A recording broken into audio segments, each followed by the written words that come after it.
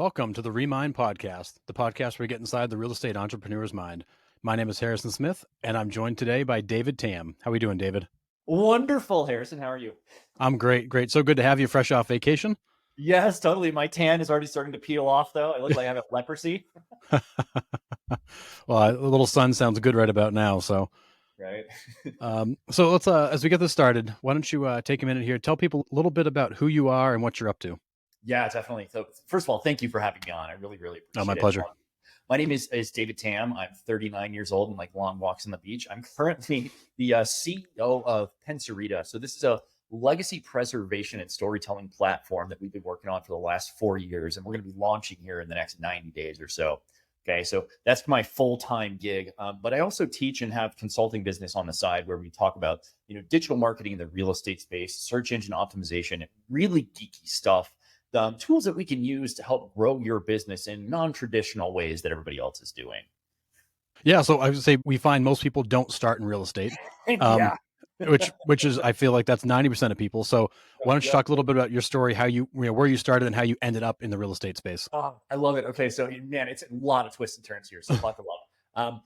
I grew up in Boulder, Colorado, worked in restaurants, and went to community college. Ended up getting kicked out of CU Boulder when I was like 24. Got fired from my job, and really was like, I don't know what to do with my life right now. So I ended up joining the Air Force, which was one of the best decisions of my life. I initially enlisted and fell back in love with education. Did like 134 college credits in 18 months, got a couple of degrees, Wow. and got picked up for officer training school. So I became an officer, an aviator, became an air battle manager. So I was flying on an AWACS. I don't know, it's been in the Transformers movie, but command and control. And that's Okay. really where I learned about, leadership. And I really found value in my skills of hard work and communication, but also empathy. So did the combat deployments in Iraq, Afghanistan, and was a senior captain. Ended up getting out at about year 9.5. And for anybody that knows the military, once you get to that 10-year mark, you're halfway to retirement. So you're probably going to stay in for that next 10. And I had this calling that I wanted to do more. I felt like I needed to do more. And so I got out and ended up co-founding a software platform in the real estate space called Firepoint Solutions. So this is, it was one of the top 5 real estate CRMs out there, grew it to several thousand users, and then it was acquired. And that's where I learned all about real estate, talking to certified professional negotiators on a daily basis, taught myself programming, ended up working a little bit with CoreLogic, doing a little stage out of Google headquarters, and built about 250 front-end websites with hand coding them from back-end MLS data. So Oh, wow. I'm a giant nerd, and a lot of that stuff was self-taught. But that's also where I fell in love with marketing because, I really enjoyed psychology in school, and I believe that marketing is kind of the intersection of business acumen and human behavior. When those 2 points intersect, we've got the best marketers in the world that I aspire to be one day. I'm surely not right now, but potentially on the path. And so I started taking night classes, learning more about programming, ended up doing a degree in project management, getting a Scrum certification, and going off on my own after Firepoint was acquired and doing a bunch of other things that eventually led to consulting, running a marketing firm, and Pencerita. And I'm going to give you the really quick version on Pencerita. Okay. Sure. So you get some context for that. And then we can circle back on the real estate space. It's such a cool idea where I feel like there are no tools out there right now for individuals to really tell their story and be remembered how they want to be remembered. So I lost my grandfather, and his later years was struggling a little bit with memory and that kind of thing, and it was hard to see. And so I was coming back from a real estate conference, fell asleep on a plane, and woke up with the idea of, oh, I know enough about real estate, and I think there's an opportunity here for people to be able to share their memories and then have those memories be preserved based on like trigger dates, right? So we've got a user right now that's in their 90s creating messages of love for their little nieces and nephews that are 5 and 6 years old for their wedding days and for when they graduate college, so they can still be remembered and then learn from their ancestors. And so we've been working on that puppy for the last 4 years or so. And it's been a passion, but I've made a ton of mistakes along the way. And so we can talk about part of that on the podcast today.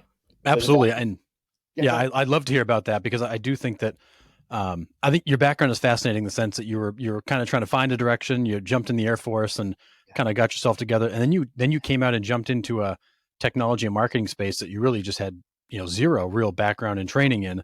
Yeah. So can you talk a little bit about you chose to enter a space basically Yeah. starting from ground zero, having to learn it from the ground by hand coding websites and all that stuff. What was that experience like? Learning this business basically on the fly. Deeply traumatic. Well, it was, my brother who had done some real estate before, and we started the business together, but we both were learning as we were going, right? And Mm, so while he's doing kind of the executive thing, I was running all these different teams, building the websites and running all the PPC for all of the clients, doing account management, and it was rough in the beginning. When you don't know the lingo, mm, it's you're gonna get beat up on phone calls and you're gonna mess up programming and honestly sound like an idiot. And that's just part of learning, right? Is yeah, we were talking about this before we started the podcast. exactly. Nobody's an expert when they start, but Yep. having the humility to say, I don't know, but then also the drive for me, that was what set me apart is I was willing to sleep at work and work Yep. 14, 16, 18-hour days. And it was okay. Every single weekend, I would wake up, drive to the office, use my fob, go in and just read and work. And it was great because no one could bother me. And by the Mm, time I got, Monday came around, I was all caught up. Everything was good to go. And I was learning. And then I had a massive queue for the developers to deal with. And they yeah. didn't always love me for that. But Yeah. I think it's your this innate curiosity that I was blessed with, from birth. But also seeing other people that can make their own way through hard work and then creativity of being Mm, able to apply creative solutions to problems, leveraging automation and now, like artificial intelligence. But you don't have to reinvent the wheel. Like there's so many models out there of what works in the software space. We're not the first CRM. We were like the fourth or fifth, mhm. maybe the sixth. And so, you can see what they did right and what they did wrong and then recalibrate. And then others were able to evolve from our model. So that's just kind of a high level. Does that answer your question, Harrison?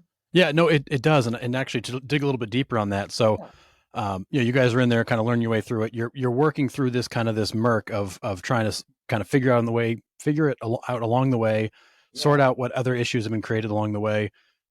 Living in this world of complete and utter kind of confusion and all that. Where for you was that more of a you just had the confidence to know that you could do that, or was it more like you had a vision of where you wanted to go, and although the route may have zigzagged, Mhm. you were so focused on that end result.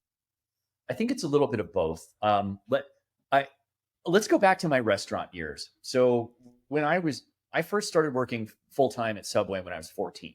And by the Okay. time I was 15, I had keys to three different restaurants and was taking the bus around to open the restaurants. By the time I was 19, I was training people all over the country. I've always Hmm. had the ability through just extremely hard work and I pick concepts up quickly to push myself to that level. And Gotcha. I don't think a lot of people understand is you've got that in you too. If you really focus and cut out all the noise and say, that's where I want to go. I'm not sure how I'm going to get there, but let's just start.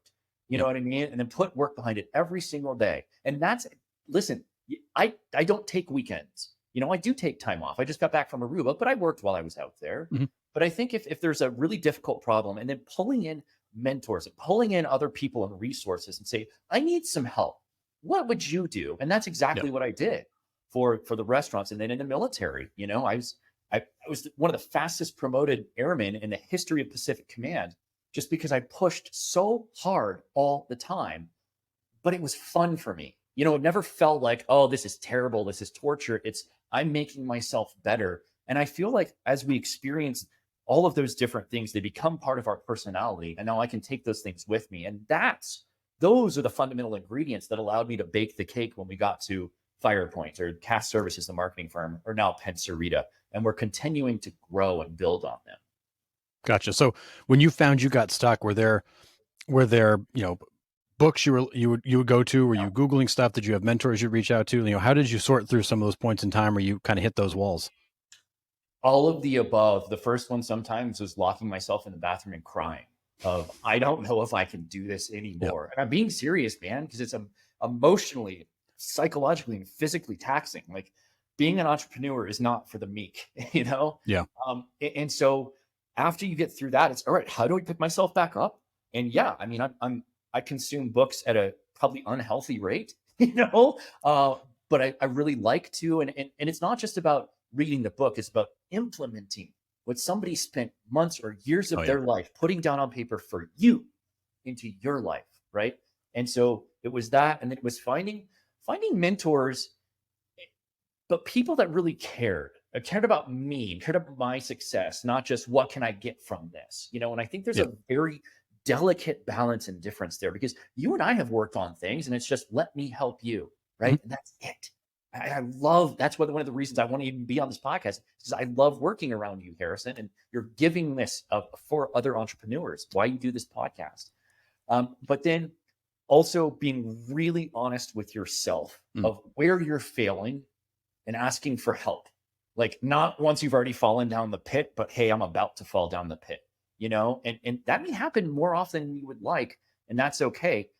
That often is, maybe I'm not in the right position. So it's having the ability to look in the mirror of where you're not performing. I had one of those conversations this morning with one of my mentors, for 45 minutes. And so I think it's all of those things, but it's different for everybody, Harrison. Like there is no guru. You got to figure out what works Yep. for you in the entrepreneurial space to be successful. Yep. I love that. And actually, I've been talking a lot lately with people getting into that whole education versus implementation thing. And I, Mm, I was talking to Brian Brown from Massachusetts. We were at an event down with him a couple weeks ago. And yeah. I made a comment. He and I were talking. I made a comment and he agreed. I feel like in this industry in particular, and it's probably true with many, we don't have an education problem. There is stuff everywhere. If you want to learn anything, you can find it. What we have is an implementation problem. Agreed. People will read the book or take the course or go to the event or have the conversation, but then they do nothing with it. I'd love to hear your thoughts on that statement and why you think that is. Well, I think the real estate industry is very unique in the fact that it's one of these like last, unrefined bastions of everybody kind of doing it for themselves. Yep. Everybody's an expert and guru. There's 1,000 coaches, and it doesn't behave like a lot of other industries. It also is one of the industries where people can make the most amount of money for the least amount of work, right? What was it, NAR? The most recent study, like average real estate professional works 32 hours a week. Yep. Like that's mind-boggling. So I think there might be some sort of issue with that, but it also is what have a lot of these individuals done before they got into real estate, Mm-hmm.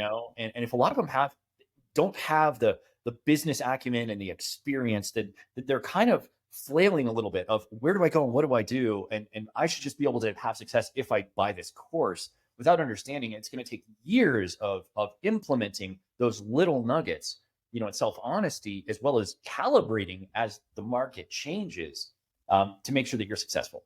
So I don't have the direct answer to the question, but I see it as well. And I think one of the ways we can get around that as real estate professionals is accountability, right? Mm-hmm. Is the leadership team or the leader being extremely present and really taking a hard look at their business, their numbers on a daily basis and holding their team accountable to a level that they want to hold themselves accountable. So I'm going to give you an example. But one of my favorite clients, his name's Ben. I'm not going to go into last names or anything, but we talk all the time. And he's Johnny on the spot. He's always asking questions. He's trying to push the envelope. He shows up. He knows how to handle transactions. He's growing like wildfire, right? And that bubbles down into his team and it trickles out into his entire ethos. And you can feel it. I mean, you can feel it when you visit his website. And like, if we can just bottle that, right? And give that to every single real estate professional Yeah. out there. But I don't think we can, because I don't think everybody that's currently in real estate really belongs in real estate, if that makes sense. And I think as we see this advent of automation and technology, well, and the research shows that there's going to be a culling of, the lowest 25% producing agents kind of getting pushed out of, the industry as a whole, especially as, legislation changes. So does that kind of answer where we're going? Yeah, no, I love the opinion because you're coming at it from the other side of the industry where you've been a service provider to the Yeah. industry. You've gone through the implementations and integration and things are breaking and how do we get through it? So you actually see the reactionary piece of this where I get to see the day to day where you're kind of looking at somebody going, I just told you what you should do. Why aren't you doing it?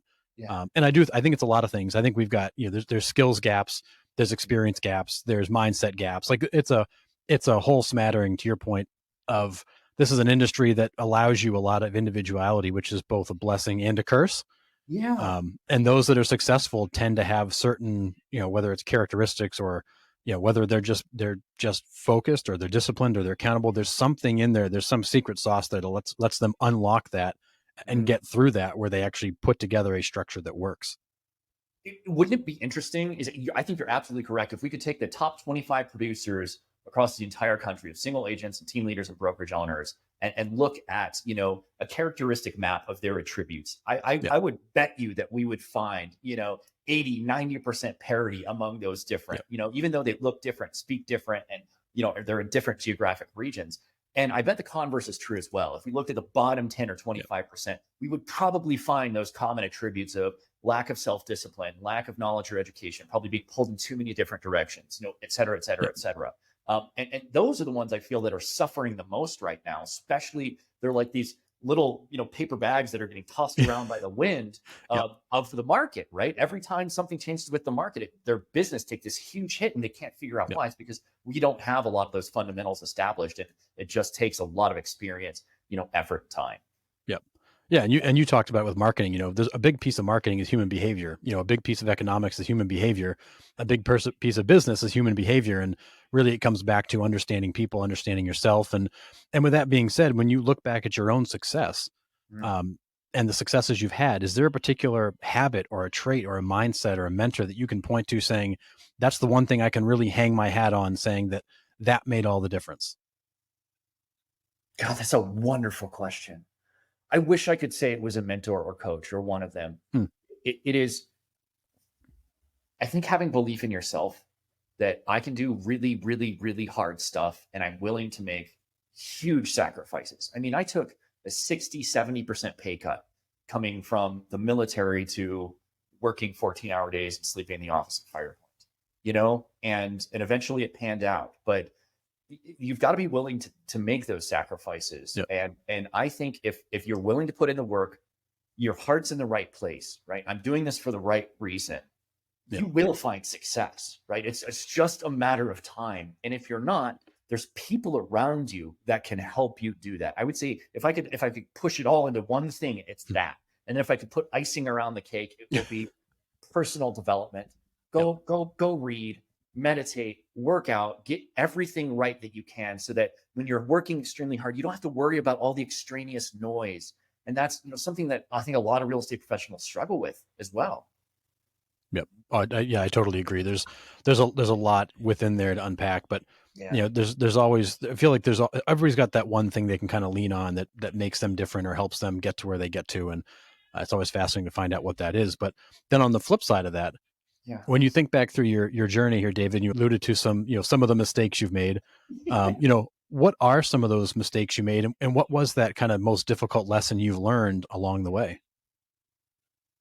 This is going to sound selfish maybe, but it's I trusted people too quickly with a lot of Mm. my ideas and a lot of my time and my money because I believed that people were like me, right? And I'm Oh not yeah. some saint. Okay, I've been divorced twice. I've got a lot that I need to work on in my life that I still am working on. But when it comes to business, I thought that in the very beginning that I would contribute to this level and then other people would as well. And to be totally frank, was taken completely advantage of for years and was too blind to the fact to be able to wake up until I had other mentors, other people that was working with, on my book and at the gym and on spiritual development that were like, hey, man, like you might want to take a second look at this and through a different lens, which really allowed me to spread my wings a little bit and go do Pencerita completely on my own, and there's a huge beauty in that, right? And I wouldn't change it for the world, Harrison. I wouldn't, because now I have that litmus test and that lens. And I still try and give people the benefit of the doubt, but you really need to understand that not everybody has your best interest, Right. in mind. And you need to protect yourself, right? So I would say that would be one of them. Um, and then also don't don't rely just on market research and what has been done in the past, because a lot of times we say, oh, there's case studies that this works. Hmm. I'm going to apply that to a different company. Well, markets change, people change, consumer behavior changes, regulation changes, and a lot of times you need to have more than just one iron in the fire at a time. And Mhm. so that's one of the reasons, yeah, I've got Pencerita, I've got a little bit of consulting on the side. I sit on a board for pro bono work. I've got a lot of different tendrils out, but they all kind of feed the central ethos and core of what I'm trying to accomplish, which is make the world a better place through technology, you know? Yeah. Yeah, and I love the point about you assume everybody's like you. You just naturally think, well, if I feel like this, if I think this way, everybody must, right? Like there's nothing unique about me. But what we learn often the hard way is that how we're wired is very different from other people. And although it seems like we may feel the same way or think the same things or believe in the same things, we often don't. And I talk a lot with people about you've got to watch what people do as Mm. well as what they say. And Oh, oftentimes that audio and video don't match. People will say they want a certain thing, but then they won't go do what it takes to get that certain thing. And I've made the same mistake. I put a lot of faith in people at points in time, and I've gotten burned from it because they told me what I needed to hear, but they didn't show me what I needed to see. And yeah. you don't learn that lesson until you get burned. Yeah, and we're all going to get burned. It's how many times do you put your hand back on the stove? And there's the famous quote that when somebody shows you who they are the first time, believe them. I've Yep. I've had people that were extremely close to me say, "I really want the best for you," but their actions showed the exact opposite. And that's you just Yep. got to be cognizant and aware of that. And I'm so thankful for those lessons in life. I mean, that's the purpose of life, right? Is to grow. Yep. Yep. Yeah, yeah, Exactly. totally. So let's talk a little bit about Pencerita here for a minute. So, Sure, yeah, you're embarking on a whole new technological challenge and landscape. And I can hear the passion about the project in your voice and how you describe it. But can you talk a little bit about the process of really getting into this whole brand new world, yeah. and what that's been like for you in terms of learning, but also in terms of what you've been doing? Oh, absolutely. So yeah, the idea came just about 4 years ago, and initially I tried to do it all on my own. I was like, I'm gonna Mm. spend savings and run up credit card bills, and probably one of the reasons I got divorced. You know what I mean? But and it grew over time of me pulling in my brother-in-law, who was like, this is a really cool project, and he's a super high caliber developer, and then my mentor was a former chief of staff at Starbucks, and she's helping with the go-to-market strategy, and then I just started pulling in people around in my sphere already that aligned with me because I have known them for a really long time. Mhm. So, and got to a team of about 18 that are all contributing on this project, and we're all doing it, what I mean, for in kind or for equity, right? So not getting paid essentially. And then we got to the point where, wow, this thing looks like it's going to be real. And we've got some technology that's protectable, that's unique, that other platforms do not have. So that's when we went and got some seed money from our friends and family, and we're able to fund this thing and get patents and IP and international trademarks and build the infrastructure, right? And the technology pathway has remained fairly consistent through the last 4 years, based off of not me, but market research and what real world people are looking for, Mm. right? So we've got one of our beta testers who's got stage 4 cancer, and he's just really worried about my family. My daughter doesn't going to know who I am by the time she's 18, 25, 50, and we've got great grandkids, and I might be gone. And so I wanted to create something where, instead of the Facebook or whatever meta, that this is just pictures and text and ads and pictures and text and ads and videos of Yeah, a lot of of ads. something that yeah, that is customizable, that where you can lay your heart out with drag and drop, with music and art and text and video and Mm. documents, to tell a story based off how you want to tell a story, right? And then you can save that just for you, or you can have trigger events for, I wanted to go to these 6 people on this date, or when I die, so they can be shared at a later time. But Mm. then also allow like collaboration, real collaboration, where let's say we've got another beta tester, they're going to be getting married, and they're using Pencerita for all of their wedding guests in a kind of this captive audience that could start adding their content and stories. And then if Uncle Bob gets too drunk and falls in the pool, they can toggle that off. Yeah. You get to see it, but then we can set reminders for ourselves and for others, so you can relive that experience as the bride and groom through other people's eyes and focus on the day itself. And Mm. that's what matters. Or the beta tester that's 90, who's creating messages of love for little nephews and niece, saying congratulations on your wedding day when she's been long gone. Like, that to me Yeah. is going to make the world a better place. It makes me happy that I can give that to people. We're talking with Children's Hospital and assisted living homes and a bunch of other institutions. We've got a music star in Jamaica who's going to be releasing his EP on Pencerita because he's like, I just want people to see it and I don't want it to be on Facebook. You know what I mean? That's Which so I think is cool. pretty cool. Yeah. Yeah. Huh. So, what does that answer kind of the trajectory?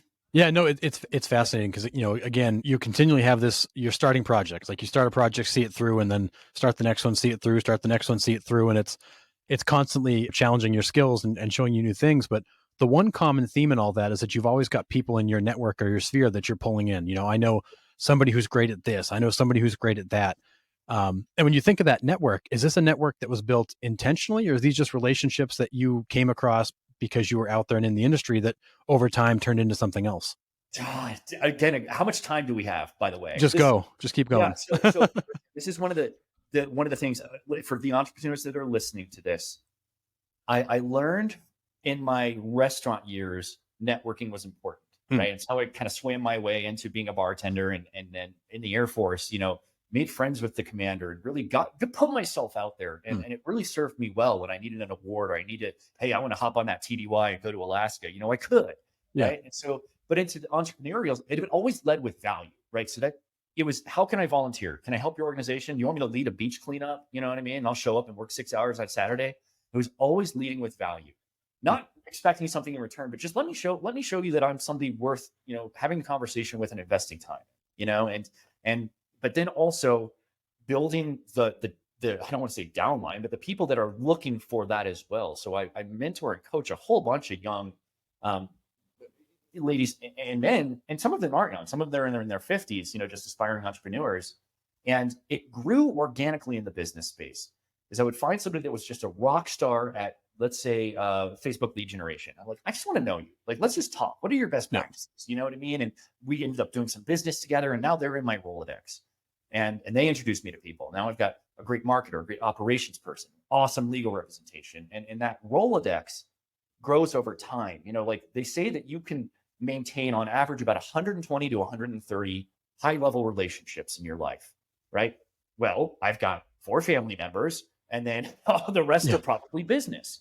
And I'm always looking for new connections and accepting conversations for people that are, hey, I just want to get to know you, or hey, I have got an idea. Can you help me with this? I've got 7 or 8 other projects that are at various stages, from caterpillar to chrysalis to some of them are starting to sprout wings. And I think that it has to be part of your weekly and daily workflow, but also managing those relationships. How you do it, and when somebody posts on Facebook, give them a second. Say, I'm proud of you.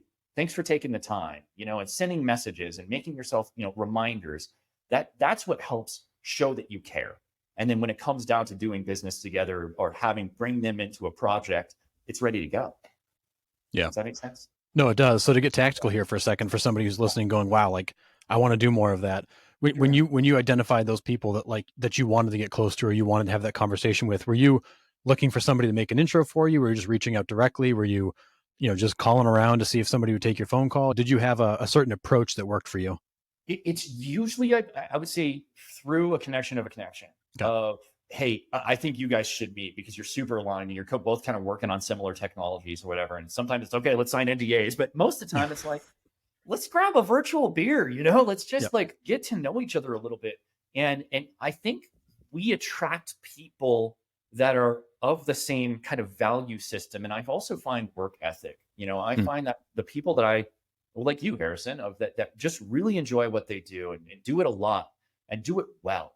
Those are the people that I want to be associated with, but then also trying to spill all of that value, all the things you've learned, my 39 years of a train wreck life into other people, so they can get better and learn from my mistakes. I'm writing a book on this subject right now. It's kind of the entrepreneurial's cookbook of what not to do. I love that. So rarely is it cold calls.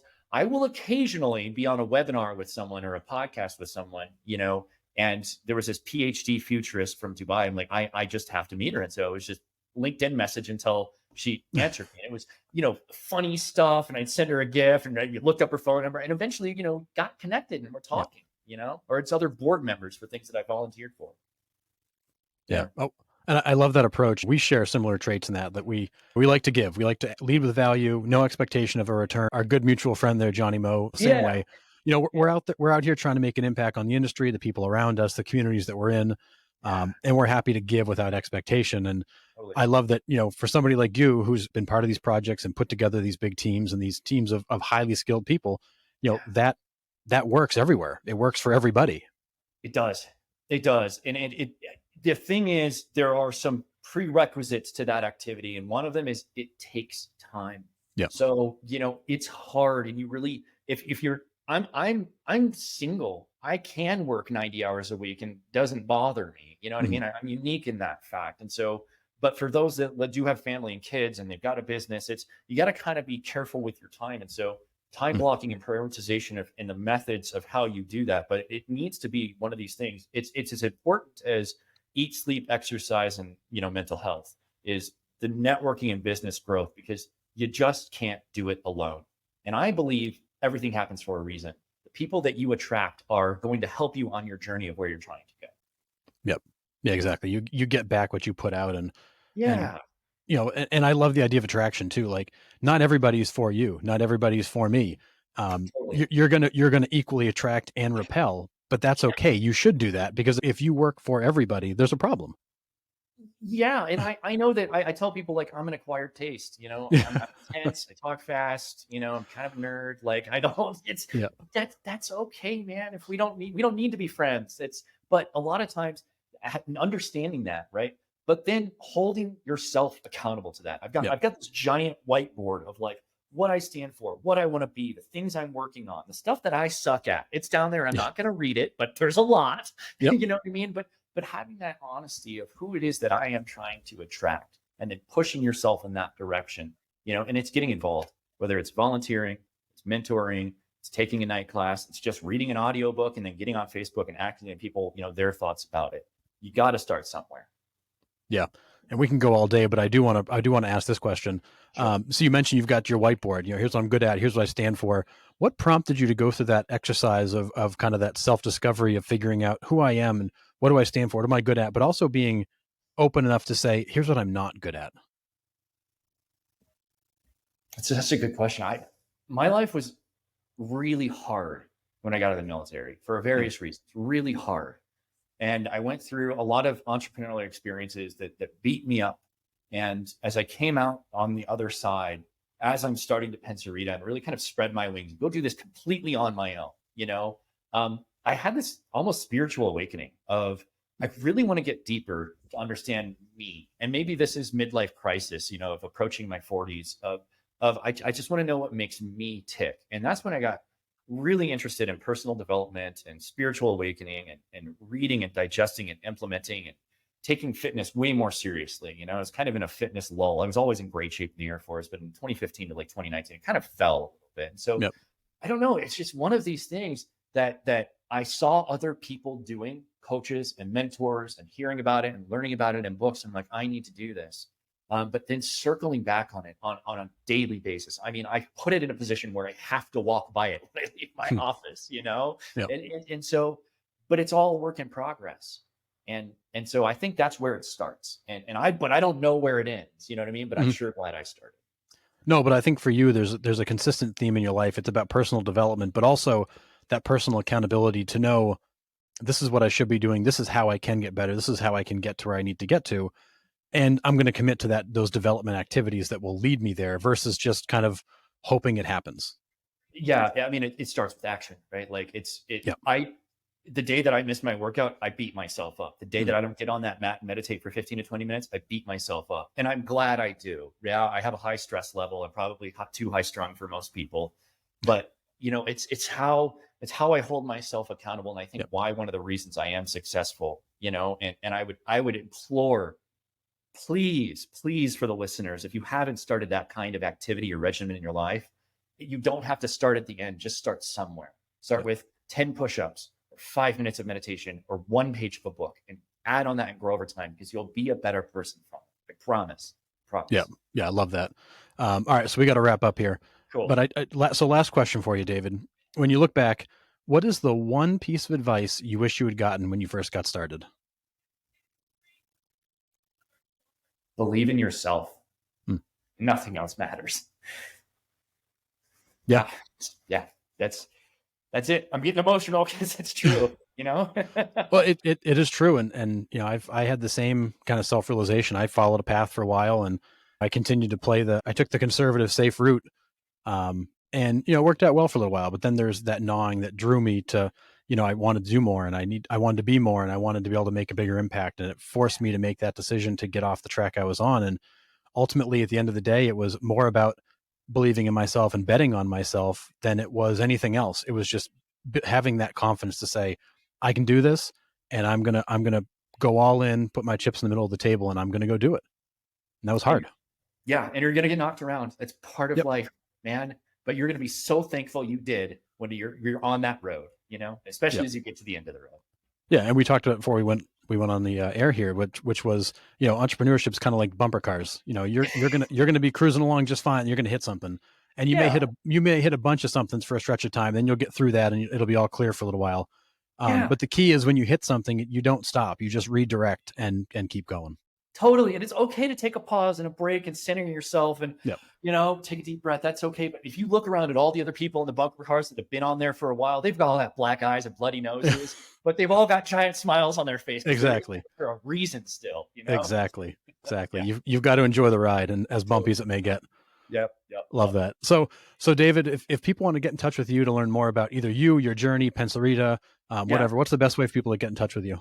Check out the website. So Pencerita, Pencerita.com. You can fill out a contact form there. Do you want him to I can give my email if you want to anybody Sure, that's listening. go for it. Yeah. Yeah. My personal email, dtamm, TAMM at Pencerita.com. If you want to reach out for whatever reason. Okay. Tell me if you hated the podcast, that's fine. Perfect. You know, we love the open and candid feedback. Yeah, totally. Well, David, I've long admired you. I was really excited when our paths finally crossed. I really appreciate you taking the time today to talk with me and share your story. It's been such a pleasure. And the best thing I could have done this Friday. Thank you, Harrison. Awesome. Well, I appreciate it, David. Thanks so much.